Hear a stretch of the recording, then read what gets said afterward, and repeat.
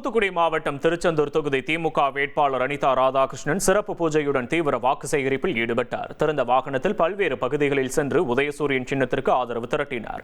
மேலும் வரண்டியவேல் கிராமத்தில் அவரை கோவிலுக்கு அழைத்து சென்று திமுகவின் வெற்றிக்காக சிறப்பு பூஜைகள் நடத்தப்பட்டன.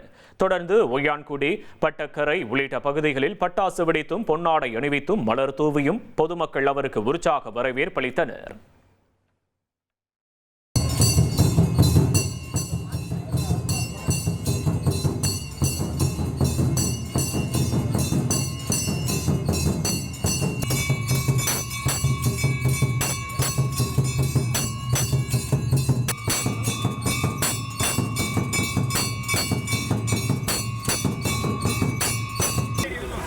இல்லத்தரசிகளுக்கு ரூபாய் 8000 மதிப்பிலான கூப்பன்.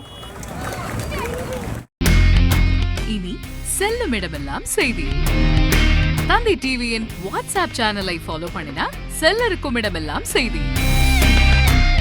இதோ QR கோட் இப்பவே ஸ்கேன் பண்ணுங்க, ஃபாலோ பண்ணுங்க.